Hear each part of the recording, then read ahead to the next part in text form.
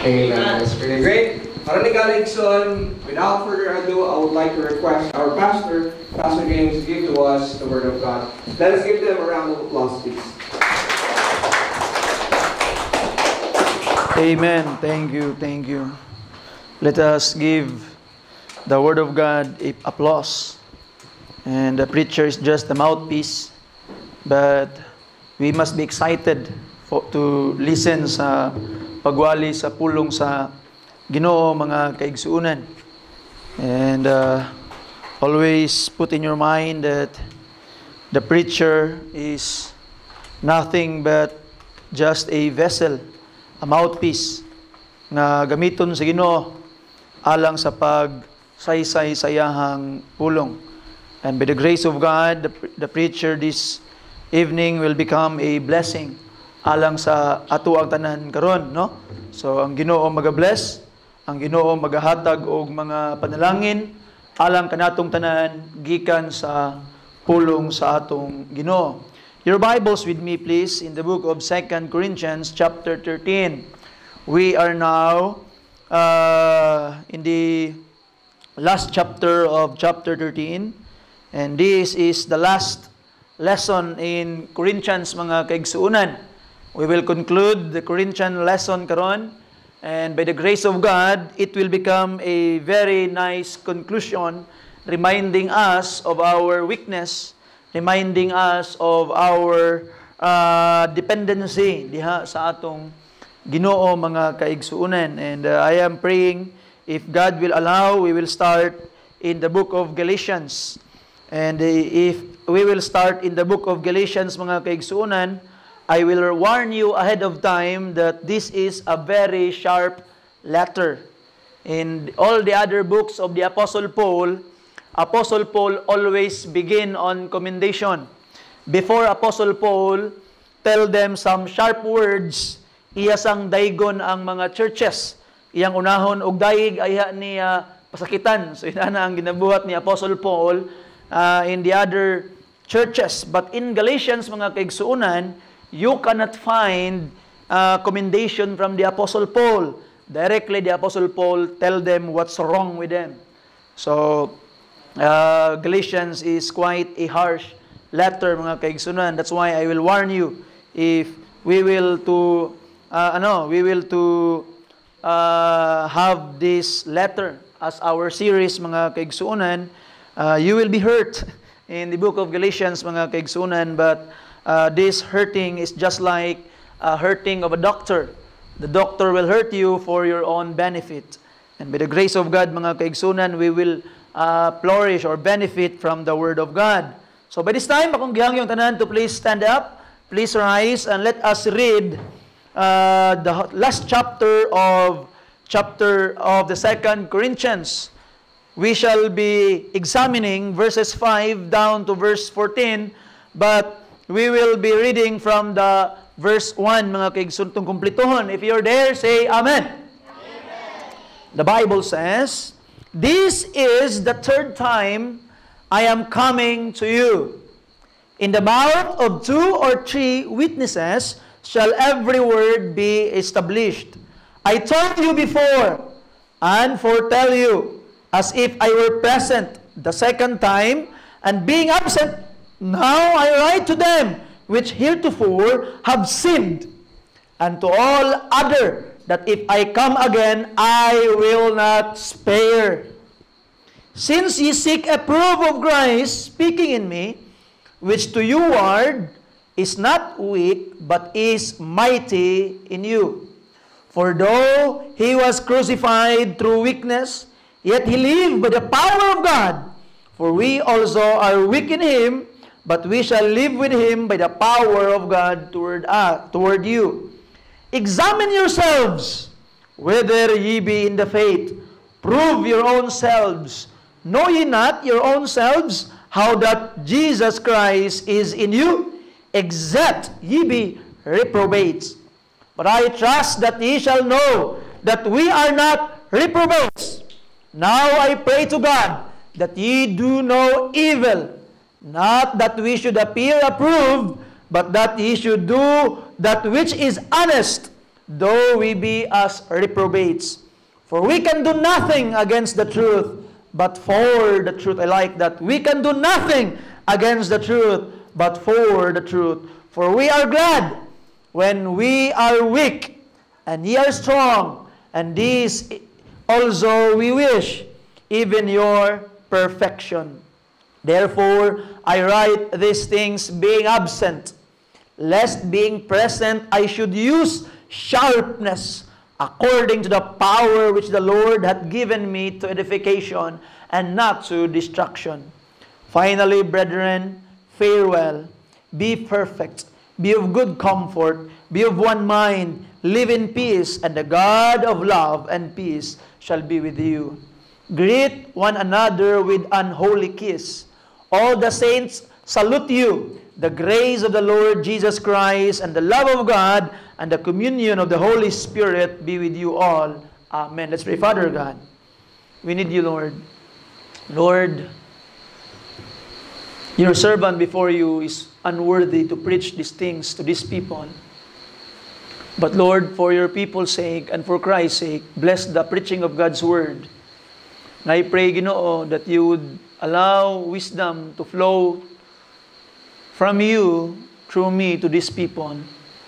Even though, Lord, that this unworthy vessel will be the one to tell them the truth. Nevertheless, Lord, we believe that nothing we can do against the truth, but for the truth alone. And we believe, Lord, that the power do not lie to the preacher, but to you, the Holy Spirit, and to the truth itself. And I pray, Lord, tonight, that you will allow us to experience your power and the conviction of your word. In Jesus' precious name, gipangayo na ko ang tanan. Amen and amen. Palihog, manglingkod ng tanan, mga kaigsuunan. Actually, if you have heard the sermon last Sunday afternoon, this is the third point of the last Sunday afternoon lesson, mga kaigsuunan. And the title of our lesson last Sunday afternoon was Disciple Under Discipline. And we learned about the divine discipline from the Lord. Ang Ginoo mismo mo disiplina sa imuha. Ang Ginoo mismo mo bunal sa imuha to keep you humble. And there is a church discipline where we as a church will discipline each other. We will keep each other in check. Magbinantayan na ita. Bantayan nako mo, bantayan ko ninyo, bantayan nato ang usag-usa. And we will try to help each other to become closer to the Lord. And the last one, mga kaigsunan, is self-discipline.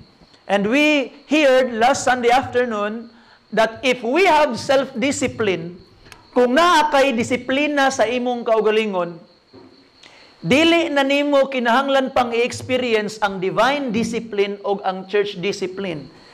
Because the Lord will no longer need to discipline you if you yourself have already disciplined yourself by obeying the Word of God. The church will no longer need to discipline you kung ikaw mismo maunay nagmatuto sa imong kaugalingon o gituman nimo ang kabubuton sa Ginoo.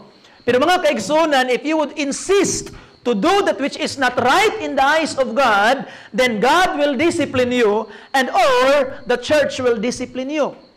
And maybe mga kaigsunan, some of us tonight is still needs discipline. Before the Lord will discipline you or before the church found out and discipline you, mga kaigsunan, we need to have self-discipline so that we no longer need the divine and the social or the church discipline, mga kaigsuunan. Sa atong text, ato makita karon that the Apostle Paul desired these people's maturity. Gusto ni Apostle Paul nga mo-grow ang mga tao. And I believe, mga pinangga, kita pod karon gustos Ginoo nga mo-grow ta. According to verse 9, for we are glad when we were weak, and ye are strong, and this also we wish. Even your what? Perfection. Perfection. The Apostle Paul want to see them perfect. The Apostle Paul want to see them become mature, to grow in the Lord. And I believe, mga kaigsunan, that is every preacher's wish. That is every preacher's prayer nga ang mga tao, mga kaigsunan, will grow to perfection, will grow into maturity. And we can only achieve that with self-discipline. And gibalik-balik yun ni Apostle Paul, as you can see from chapter 10 until now, ang ihagyong gihangyo sa mga katawhan. Diba, verse 10, I really wanted to emphasize this in verse 10. Therefore, I wrote these things. He wanted the people to grow. And because He wanted them to grow, therefore, I wrote these things. Being absent, wala ko diya sa uban ninyo.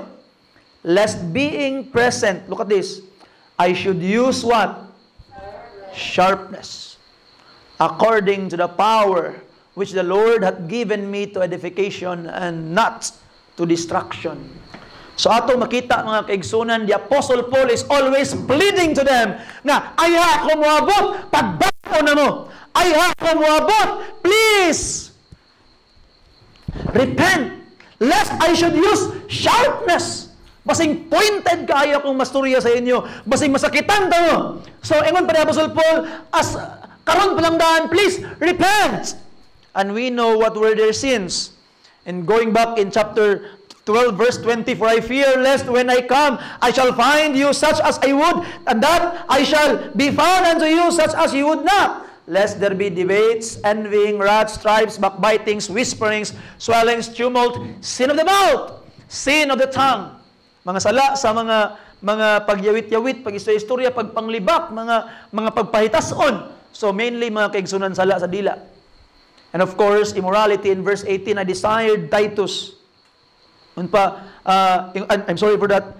Verse 21, and lest when I come again, my God will humble me among you, and that I shall bewail many which have sinned already, and have not repented of the uncleanness and fornication and lasciviousness which they have committed.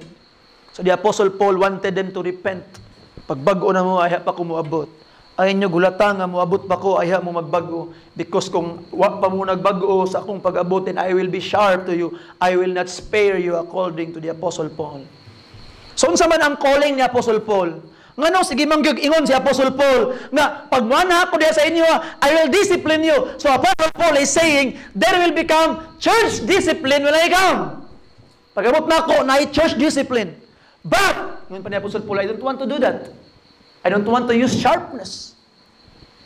Mauna, gusto na ako, ayaw ko moabot diha, pagbago na mo. Pag hinulusol na mo, yun pa ni Apostle Paul. What does it mean? Apostle Paul is pleading to them to have self-discipline. Discipline yourself now. Okay, kung dili nyo disiplinahon ang inyong kaugalingon, ako yung disiplina ninyo. That is what the Apostle Paul is saying. And ato makita mga kaigsuunan in our text, in verses 1, paingon sa verse 4, the Apostle Paul is telling them nga, pag-abot na ako din ha, in the mouth of 2 or 3 witnesses, pag napagyapoy, nga gitawag nga, mga atong mga kahigalaan, mga kaubanan din ha, nga, pagyapon na kinulusol, I will not spare them, ingon pa sa verse 2, last part, ang last part, I will not spare them, ingon pa sa verse 2, mga kaigsuunan. So sa ato pa, mga pinangga nga mga kaigsuunan, according to Apostle Paul, that yes, you look at us as weak, but Christ was not weak. He is strong when He was resurrected. He was weak when He died. But He is strong when He rose again from the dead. Yung pa ni Apostle Paul. And I will not use the meekness of the Christ's death. I will use the power of His resurrection sa pagdisiplina sa inyo. But before ko moabot diha, before ko muanha din ha, I am pleading to you, have a self-discipline para di na ko magamit og sharpness. So that is the background. That is the foundation of the lesson nga itong pag-istoryahan karon mga kaigsuunan. So sa ato pa, sa matag usa ka nato, God is calling us to have self-discipline. Gatawag ang Ginoo sa ato nga unta ato ning ma-achieve sa atong kaugalingon, but let me say this to you, it will be hard. It will be hard. But it's very important. If we have this, we will not need the first and the second discipline. I have told you kanina, the divine and the church discipline. Dili na nimo na gikinahanglan if you have this. Now let us examine our text, and I will focus on this self-discipline karon mga kaigsuunan by the grace of God. Now number 1, I wanted to show you number 1 mga kaigsuunan. First reminder, Stop examining others. Stop examining others. Ingon pa ni Apostle Paul, verse 5, examine your what? Yourselves. Whether ye be in the what? Faith. Prove your own selves. Know ye not your own selves how that Jesus Christ is in you, except ye be reprobates. Mga pinangga, that's the first point I need you to know and to hear karon. Stop examining others. The Apostle Paul, in the previous chapters, sa ato ang lesson, sa ato ang series mga kaigsunan, atong nakitaan, nga perminti gina-examine si Apostle Paul sa mga katawhan. Kanisya dili siya maay nga preacher. Kanisya di siya maayo mga istorya. Kanisya pandak siya bati siya gnaong. Kanisya kay may lang siya mo sulat. Kanisya di siya tinuod nga iya kang Kristo. Sa mga kaigsunan, the people of Corinth have focused themselves on examining their preacher, examining the Apostle Paul, looking at him, kung tarong ba siya, tama ba siya, insakto ba siya, angayan ba siya, but they forgot to examine themselves. So mga pinangga nga mga kaigsunan, if you are to know that you are a real believer, a real follower of the Lord Jesus Christ, first thing you need to do is to stop examining others. You are to focus on how you are too focused on how others live their lives. Your pastor, you are too focused to examine the life of your pastor. You are too focused to examine the life of your family members. You are too focused to examine the life of the young people. You are too focused to examine the life of our leaders. You are too focused to examine the lives of other people to the point you forget to examine yourself. So mga pinangga nga mga kaigsuunan, that's the big problem.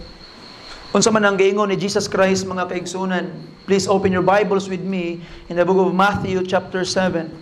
In the book of Matthew chapter 7. If you are there, please say amen. Verse 1, judge not that ye be not what? Judged. Some people are judging people, other people's sin. So tian di ka igsuon, wa nagpasabot nga lahi ang iyang sala sa imong sala. Pwede na ka mohukom or mo-condemn sa usa ka tawo. The Bible teaches us that we need to judge. And yun pang Bible, judge wisely. You see, judge, righteous judgment. That is the command of the Bible. Pero mga pinangga nga mga kaigsunan, we are not to condemn them because they sin not like us. Everybody of us here inside this building are sinners. And ato makita ang giingon ni Jesus Christ mga kaigsunan, verse 2, for with what judgment ye judge, ye shall be judged, and with what measure ye meet, it shall be measured to you again. So meaning, pag mahukom kas o sa katao, mga pinangga nga mga kaigsunan, be prepared to be measured the same standard nga imong gisukod sa uban. Kayo sahay biya, kita biya kay mga imbalance atong mga standard. Stricto kita sa uban, pero dili ta stricto sa uban.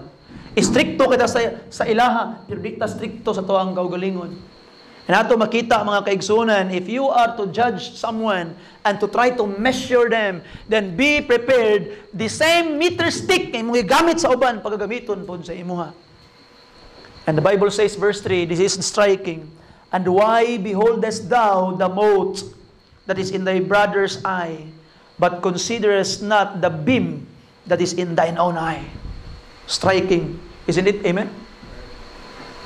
Nganong kuwaon manimo ang muta sa mata sa imong isig kaingon.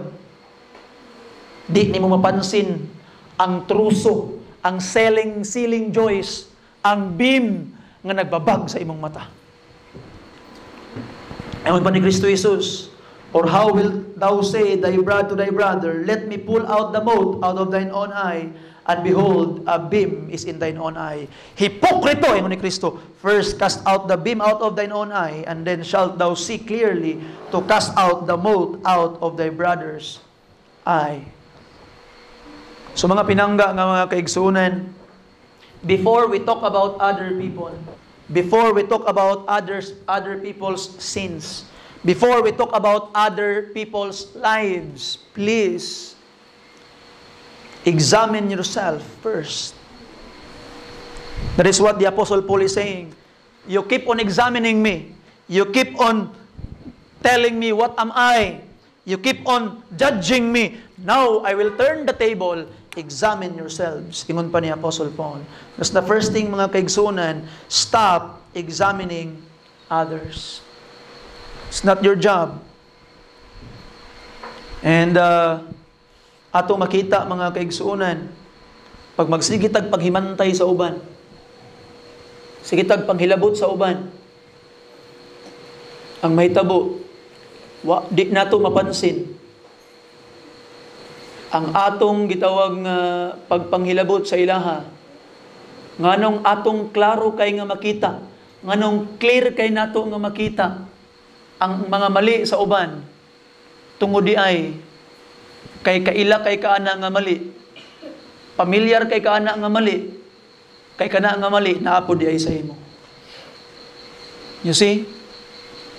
And atong makita mga pinangga nga mga kaigsunan that the things you are telling others are things you need to tell yourself first.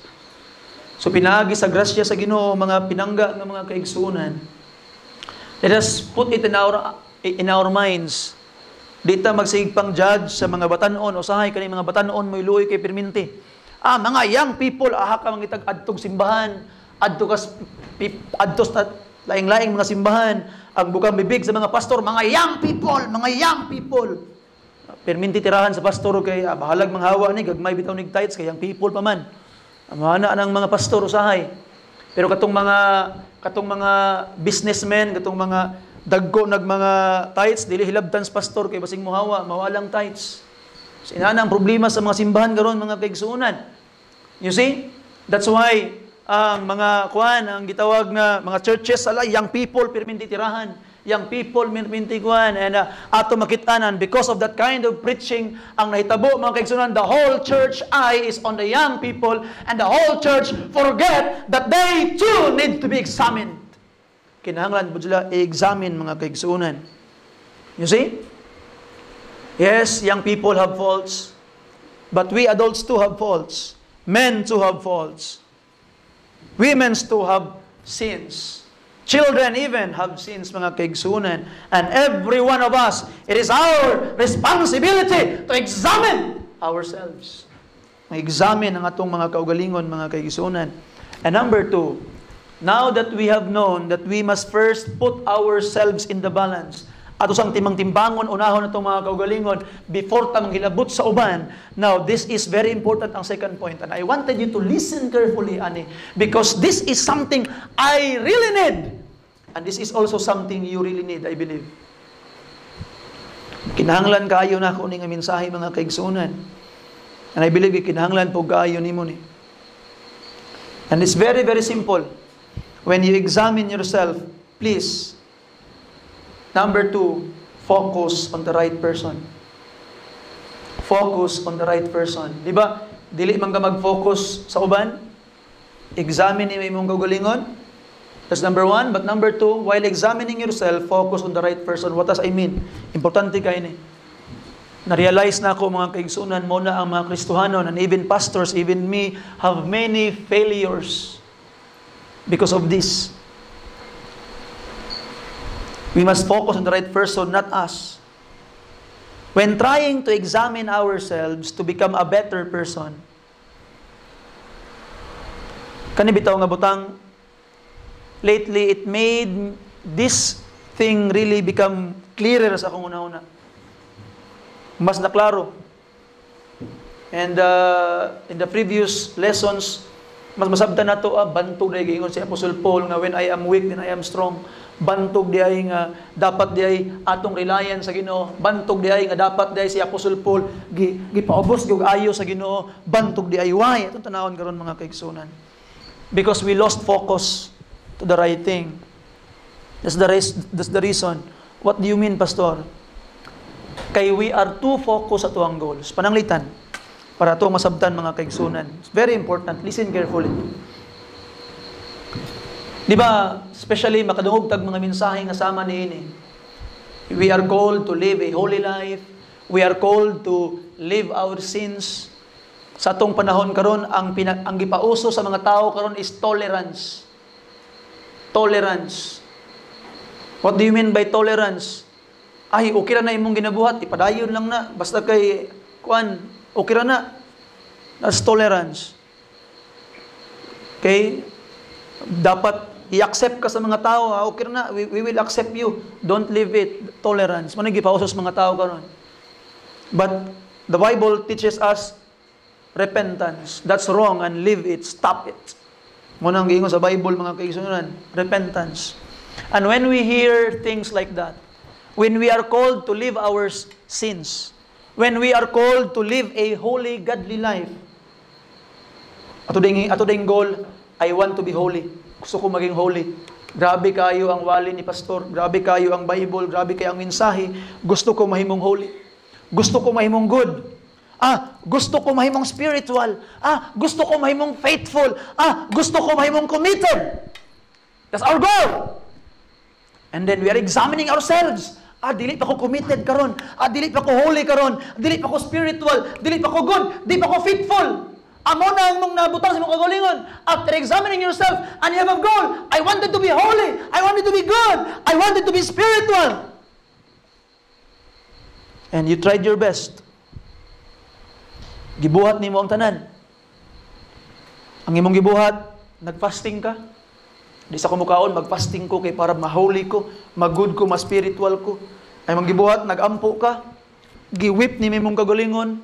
Pag makahimo ka sala, so bago imong kagalingon, imong dukdukon, imong dugan, mali ko, idukdukon imong paa, mali ni. Unya pagkahuman, you whip yourself, you pray, you kneel down, ampo kas Ginoo pagkahuman, basa kag Biblia, pila na ka chapter imong ibasa, basa, ampo ka, namula na imong tuhod ng lagom nag-inampo. Lord, ginaani Ginoo, gusto na ko mahimong good, gusto na ko mahimong holy, gusto ko mahimong spiritual. Lord, please, tabami ko. You prayed after examining yourselves.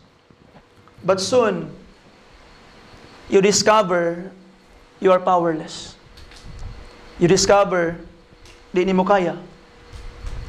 After ka nagpray, after ka nagluhod sa Ginoo, after ka nagbasag Biblia, after nimo gisumbag imong gawgalingon, after nimo gipakong ang imong ulo kay kabalo kang mali imong gibuhat.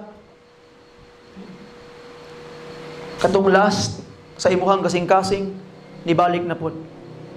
Katong imong pagkaulitan, your anger sa ubang tao, nibalik na pod. Ang pain sa imong kasing-kasing, nibalik na pod. Ang trouble sa imong heart, nibalik na pod.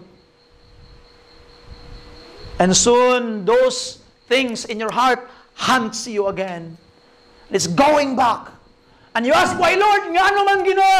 Nag-pray na ko Ginoo. Nag-ampo na ko. Nagbasa na ko Bible Ginoo. Nga anong nakabalik na mo kuhani?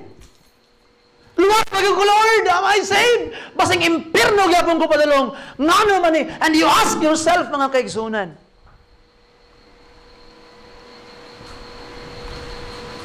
You see? You know why that is happening? The problem is our goal is to do it in our own effort. Ang atong goal, nakafocus sa imong ginabuhat. Ma-achieve na ako ning mawala na ning last akong hunahuna, mawala na ning last akong kasing-kasing, ma-achieve na ako nga kani akong impatience mawala na ni, ma-achieve na ako nga kani ako ang gitawag nga pagkaulitan, kani ako ang mga bisyo, kani ma-achieve na ako ni kung magampo lang ko. Mawala ni kung magbasa na ko Biblia. Mawala ni kung mga lagad lang gyud ko. Mawala ni kung mag-fasting lang gyud ko. Pag mag-fasting ko nga, mag-ampo ko, di ko mukaon sa diha nga akong iampo sa Ginoo nga wala uning desire akong kasing-kasing. Matingala ka while you are fasting, nabuhat nimo ang sala. Nga imong gipangayo sa Ginoo nga mawala. Why is that? And you ask, Lord, nagampo na ko, Lord.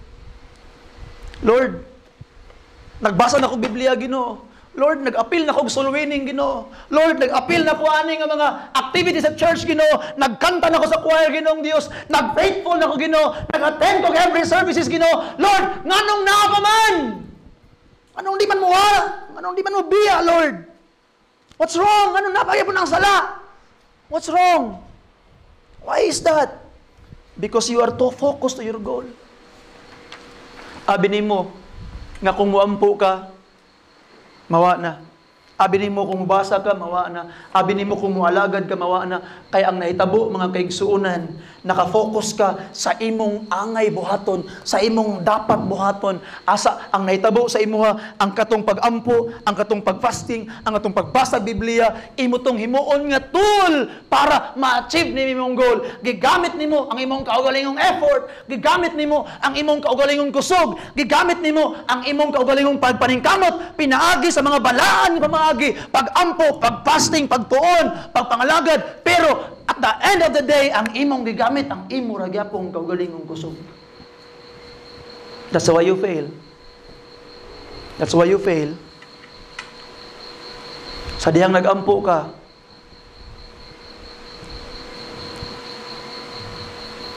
ang problema manggod, muana ta, Lord, grasya ra gyud nimo, Ginoo. And we talk about grace. But after mentioning grace, pagkahuman himingon og grasyas, Ginoo, imo dayong gibuhian ang grasya og nagsugod na kag pagpaningkamot sa imong kaugalingon. Ang imong pagbag-o gigamit nimo imong kaugalingong pagpaningkamot. Niampo ka nganuman para magbag-o ka. Nagbasa ka nganuman para magbag-o ka. Nag-fasting ka nganuman para magbag-o ka. You are too focused to your effort. You are too focused to what you are doing para magbag-o ka. Mo nang kaka-fail ka, igsoon. Mo nang kaka-fail ta. If I may mention, mga kaigsunan. We fast, we read, we pray, we serve. Why? Ngano ato man ang ginabuhat? Because it is our way to fight sin. No, higala igsoon. Kung mao manggaling na imong ginabuhat, naga-fast ka, naga-pray ka, naga-read kag Bible to fight against sin, you're wrong. Sayop ka. Gigamit lang nimo ang mga balaan nga hinagiban para makig-away ka sa imong kaugalingon. The Bible says your fight, the battle is the Lord's. So unsa tong angay buhaton? Yes, we pray. Yes, we read the Bible. Yes, we fast. Yes, we serve. Pero ang pangutana, why? Nag-ampo ka, nag-read ka, nag-fast ka, nga naman to have more focus on the Savior. To know Him more. At wala nang i-change mga kaigsuunan. Nga nung gaampo man ka, dili para makig-away sa imong sala. Nag-ampo ka nga naman, kay gusto nimo mas maila-ila pa ang manluluwas. Ano nagabasa man kag Biblia, dili para patyon ang imong desire, no. Higalay so nagabasa kag Biblia nganuman para mas mailhan nimo ang manluluwas. Ngano naga-fast man ka para patyon ang desire sa flesh? No, naga-fast ka nganuman tungod kay gusto ka mas mapaduol pa gyud sa Ginoo, mas mulahom pa imong dependence sa iyaha. So igsuon, ang ato daing pag-fast, ang ato daing pag-pray, ang ato daing gitawag nga kana nga mga butang tanan tatong pagpangalagad, not to fight against sin, but to go and know the Savior more. Kay gitawag siyang Savior kay siya ang muluwas sa imo gikan sa imong mga sala. Because if nag-ampo ka, nagbasa ka Biblia, nag-fasting ka, nag-alagad ka para mawala ang imong sala, nasayop ka, ang imong kaugalingon ang gihimo nimong manluluwas sa imong kaugalingong sala. And you can do it, you cannot save yourself. Dapat mag-ampo ka nga naman para mas maduol ka, manluluwas, mas makaila ka niya. Mag-fasting ka, magtuon kag pulong sa Ginoo, mag-serve ka nga naman, ang imong focus nas manluluwas. Kaya nga naman siya ang manluluwas tungod kay siya ang muluwas sa imo. So mga pinangga nga mga kaigsunan, stop being too focused to your efforts. Stop being too focused sa imong mga ginabuhat. But start focusing yourself to the Savior. At the end of the day, we can say, I did it. Ang problema manggod mga pinangga nga mga kaigsuonan, pananglitan kung na-overcome nimo kunuhay ang imong sala. Kunya nautahan na ka, Brad, na-overcome lagi nimo gid na, Brad. Unsa man gyud kuan, ay Brad, nag-ampo mo ko, Brad, grabe ako ampo, Brad. Kabalo ka, Brad, no? Wa ko tulog, grabing ampo nako, isagid ko kasi mana way tulog-tulog. Kabalo ka, Brad, no? Nag-fasting ko, Brad. 5 days ko ay kaon, Brad, para mawala lang ang desire sa akong kasing-kasing, Brad. Kabalo ka, Brad, gibasa na ako ang Biblia. 2 days ra para gyud mawala ang desire sa akong kasing-kasing. Grabe akong gibuhat, Brad, para mawala ang desire, para mawala ang sala. Unsay na itaboy igsoon? The glory is in you. You have the glory. God is forgotten. That's why mapildi ka, tingala ka. Nidaog man pud tuod noon ka. Nidaog man pud noon tuod ka. But the battle's victory is only temporary. Temporaryo lang. Nidaog lang kag kadyot pero pildi ra gihapon. 1 week ra taman. 2 days sa taman. 1 week after sa imong fasting, sa imong prayer, sa imong Bible reading, murag nakasugakod pug kag 1 week nga nawala ang desire. Patingala ka pagka next week nibalik na pud. Nganuman temporary ra ang victory kung gikan sa imong kaugalingong pagpaningkamot. So what do we need to do? Di na ka makaingon ana. Pag na-overcome nimo ang usa ka butang, di na ka maingon tungod kay nag-fasting ka, tungod kay nag-pray ka, tungod kay mao na imong gibuhat. But when you fast, when you pray, when you read, when you study, because you wanted to know the Savior, ang imong focus ang manluluwas, gusto nimo siya mas ilhon, giluwas ka niya, and someone will ask you, Brad, giun sa to nimo pag-overcome, Brad, tong problema ha, Brad, grabe lay kay sister, giun sa to nimo pag-overcome, nga, da-overcome lagi gyud nimo. Nadaog lagi gud nimo. And you will only say, because of Him, giluwas ko niya, because of my Savior, because of Jesus. So mga binangga nga mga kaigsunan, this is why mga bugo nga mga Kristohanon, sorry to tell you this, pag naay problema ang tao, ingon lagi, ampo lang na. You don't know what you're saying. Ialagad lang na sa Ginoo, isimba lang na. No. That's not the answer, mga pinangga nga mga kaigsuunan. It will never help. I have seen a lot of Christians na grabe ang ilang mga struggle, depression, grabe ang ilang mga kabugaton sa ilang mga kinabuhi. And people are saying, yampura na oy, kaya na nimo. It will never help. You see? Because you are telling the person to fight their own battle, saving themselves through their prayer, saving themselves through their study, saving themselves through their service, higala igsoon, you need to bring them to Jesus. Bring them to Jesus. Kinahanglan, kato nga mga tao who are struggling, ang imong pinaka-goal, nga unta, kaning tawhana, mas maila-ila niya ang Savior. Mag-amputa kay si Jesus gyud makatabang sa imuhana. Para at the end of the day wala ka nag-ingon kay ngano bitaw no usahay ang prayer himon og weapon sa yawa para ma-distracta. Mabitaw ning mga tao karon napulo ka amahan mo, 20 ka maghimaya ka Maria, inana nang pag-ampo ngano man kay naka-focus na sa words, dili na sa communication sa Ginoo. Mao na grabe gid Brad, nihawa gid ang wakwak Brad. Manong nihawa man, sa inan kag 20 ka maghimaya ka Maria kung giampo. Sa ato pa, dili ang Ginoo mo'y nakapahawa sa iyang kalaban. Ang nakapahawa sa iyang kalaban, ang iyang effort ka nag-ampo sa 20 ka maghimaya ka Maria. Very wrong. You see? So, every time we go nearer to God, mga kaigsunan, we must lose ourselves. Just like si Apostle Paul, ingon pa ni Apostle Paul, gipaubos sa Ginoo, he became weak. Ngano man, in order for him to lift up God. So with the grace of God, we must not have a wrong motive sa ato ang mga pag-ampo. Nag-ampo ta, mao na, nganong na-overcome man nimo ni Brad, ay, grabe akong ampo Brad, no? Grabe ang Ginoo, dili ikaw. Nag-fasting mo go, no? Dili tungod kay wa ka ni kaon. Mao nang na-overcome nimo. But because of Him, We fast, yes, mag-fasting ta, mag-pray ta, magtuon tas Biblia. But not because we fight our battles through it, but because we wanted to know the one who will fight our battles for us. I hope you understand that. You see? We will say, Jesus can do it. I can't do it, but Jesus can. He did it for me. He fought my battles. I'll focus on Him. I pray, I read, I fast, I serve to know Him more. And when I enjoy Him, the grip of sin will lose its power.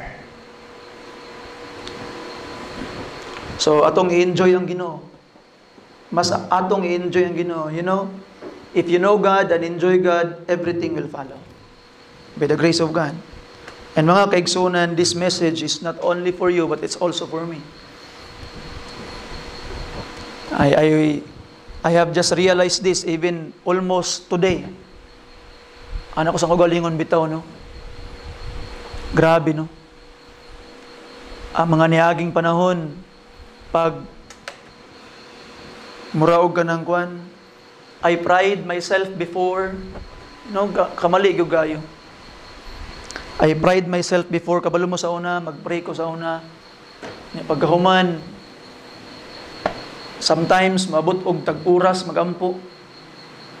Pagmatan ako sa buntag, pula kaya akong tuhod. Murag nanay kapundong dugo sa akong tuhod. Unya, I pride myself, anak ko, grabe. May nampuon kay gubaw, pula kaya akong tuhod. What ito'y pulos? Muna itong dagang panahon nga pildi perminti. Nga naman, because I put a lot of focus sa akong ginabuhat.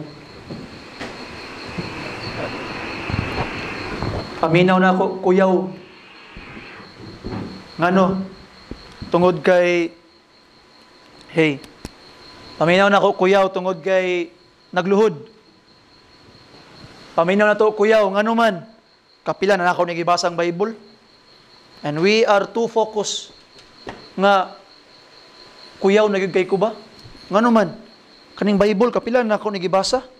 Nya, usahay pagyud kay, basahon pagyud ni, basahon, my habit before is, Matthew chapter 1 to chapter 10, basahon ako pagkahapon, chapter 1 to chapter 10, pagkagabi, chapter 1 to chapter 10, pagkaugma, chapter 1 to chapter 10, pag ako na yun na-absorb na, ayaw pa rin kumayad doon sa chapter 11 to chapter 20, niya pagkahuman, after doing it, kuyawa, yun ako, gabi akong studies Biblia bay, grabe akong basa.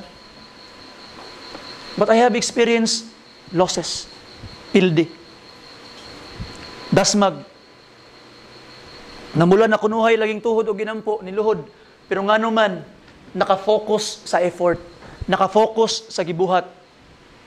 Naguna-una kag kuyaw nga naman tungod sa imong pagampo, tungod sa imong pagtuod. No, higalay gsuon. Katudayng mga butanga, dapat nagluhod ka, nagbasa ka nga naman, genuinely, you want to know Him more.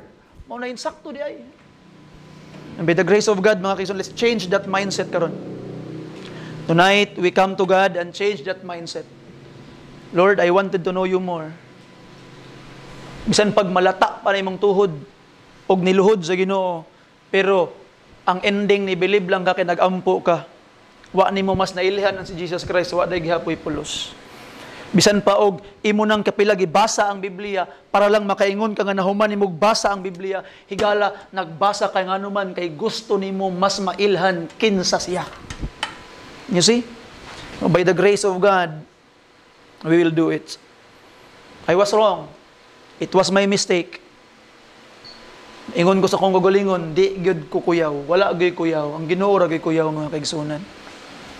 And even though there was a lot of time, I really kneeled down to God and prayed.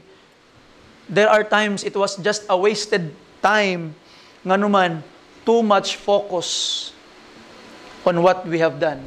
So igsoon, by the grace of God, we must focus on Jesus alone. I hope you understand the second point. Amen? Amen. Now the last one, and the number third point, and I will close in this, and it will serve as a conclusion. Verse 11 to verse 14. The Bible says, "Finally, brethren, farewell. Be perfect." That's our goal, to be perfect. Be of good comfort. Be of one mind. Live in peace. And the God of love and peace shall be with you. So mga pinangga nga mga kaigsunan, our focus is to be with the Lord Jesus Christ. Di ba ingon bagay niya, examine yourself. Jesus Christ is in you. Know ye not that He is in you? So that is what we mean, that Jesus Christ is with us. We focus on Him and we allow Him to fight for us. And love one another. Yung pangpulong sa inyo. That's our goal. Kabalo ka? When kanami itong mupangga ka, mohigugma ka, ang love is not a feelings. Dili na siya pagbati. Love is a decision. Mauna, paminaw mo pag-aayo mga kaigsunan. You cannot have a right relationship with God if you don't love the brothers and sisters in the church. You cannot have a right relationship with God if you don't love your mother, if you don't love your mother, if you don't love your wife, if you don't love your sister, if you don't love people around, you will never have the right relationship with God. Bisan pag-unsaon nimo. Because love is not what you feel. Pastor, bisan unsaon ako hikap sa akong dughan, di na ako mabati nga gihigugma na ako ni siya. Bisan pag-unsaon ako piyong-piyong, pastor, di gid na ako mabati nga gihigugma na ako kung mama, gihigugma na ako kung papa, kalagot ra gid na higalegson, bisan pag naay kalagot, wa ka ganahin nila, you can still love them because love is a decision. Love is what you decide to do. You cannot command love if it is emotion. Kung ang gugma pagbati, di nimo pwede isugo. I cannot command you nga dapat mao nimong bation, no? Love is an action word. It is something you choose to do. Mao na nga bisan pagwa sa ibatasan, akong gipili nga higugmaon siya. Bisan paglisod sa higugmaon, akong gipili nga higugmaon siya. That is what the Lord Jesus Christ is telling us. Sama nato mga pinangga nga mga kaigsunan, mga magkasala ta, mga watay pulos, mga watay mga ayo nga mga tao, pero gipili sa Ginoo nga higugmaon ta, ug sa dihang gipili niya nga higugmaon ka, ikaw nga magkasala, gipakamatyan niya dito sa cross. Nganuman, tungod kay na feel niya nga love kaniya, emotion, no! Tungod kay gipili niya nga higugmaon ka bisan pag ginana ka. Amen? Amen. So, igsoon, that's our goal, to love. And to be with the God of love and peace. If you cannot love people, you don't have a place with God because you need to choose to love. The Bible says, greet one another with an holy kiss. What does it mean? Meaning, we need to express this love before they express their love with a holy kiss. Of course, we need to make it holy, mga kaigsunan. Na atong gitawag nga makita, mga pinangga nga mga kaigsunan, ang atong gugma atong ipakita. Dili siya gugma nga kanang tagnaon lang. And it's a choice. Now remember this, ibutang ayo sa imuhang gitawag nga hunahuna pinangga nga mga kaigsunan. Usahay dangerous kayo ang pagigugma nga naman masakitan ka. Kay gipili man nimo bahalag gahi kay siya, pero imo gyapon sang gipili nga higugmaon, gipangga gyapon nimo siya, pagkahuman ang gibalo sa imuha di maayo, gisingkahan lang gyapon ka, gikasab-an lang gyapon ka, gibiay lang gyapon ka, wa gyapon ka girespetuan, gipasakitan gyapon ka, it will hurt. Sakit. Sakit kayo. Sakit kay mo higugma. But worth it nga naman. May sugo sa atong Ginoo, kita gani gihigugma niya. Tanawa, pagkahuman nimo pagkaluwas, waray si Mana, nagpakasala na ka. Wagay siguro, pagawas ni mo niya, magpakasala na buga. Pero nga naman, gihigugma, yapong ka niya. Sa Ginoo. You see, masakitan ka, nasakitan ng Ginoo. Kung mahigugma ka, masakitan buga. You will be hurt. It's dangerous to love. Pero igsoon, let us live dangerously for the Lord. Amen? The Bible says, verse 14, last verse, the grace of the Lord Jesus Christ and the love of God and the communion of the Holy Spirit be with you all. Amen. So by the grace of God, mga pinangga, in all the things we have learned in 2 Corinthians, and those things are hard lessons, daghan kay mga lisod nga lesson, mga pinangga. And as you pursue it, sa dihang naningkamot ka nga imo tong matuman, higala igsuon, please, Remember this, I will conclude the whole 2 Corinthians through this. Do not focus on what you are doing. Focus on to whom you are doing it. Para kang Jesus Christ. Para sa Ginoo. Kaya kung para sa Ginoo, mas maila-ila nimo siya. You know, to tell you honestly, I thought I already know God. I thought I already know Him. Nagtuo ko nga, muraog akani close na kay Miss Ginoo, gaampo ko, ginatubag man sa Ginoo, ginabless man ko sa Ginoo, murag okay kayo ang kuan. That's what I thought. And the Lord showed me nga your lifetime is not enough to know me. Dapat everyday excited ka to know me more. So igsoon, dapat everyday excited ta to know Him more. Mo nang gaampo ta. Mo nang gatuon ta sa Biblia. Kabalon mo, kaganina bitaw, nang limpyo ko diri simbahan. Every Wednesday, ako ang gapang limpyo simbahan. Sometimes Tuesday ko gapang limpyo. Daghan gigog mga Bible nakitaan, ipang suksok lang des kilid-kilid. Wagid taon, gidalas tagiya, it means that these people are not reading their Bible in their homes. You see? Meaning, these people are not excited to know Jesus more. So mga pinangga nga mga kaigsuonan, I hope you will bring your Bibles with you. Read it. Higugmaon na to ang Ginoo. Kay kitang tanan naman tayo struggle. Kamo, ako, natay mga struggle, natay mga sins nga mura og ganang muna ang ginaingon pa sa mga pastors, mga pet sins, mga favorite sins. Dili nato na mabiyaan nga kaigsuonan. Kung dili nato siya mas maila-ila. So we need to know Him more, the Savior.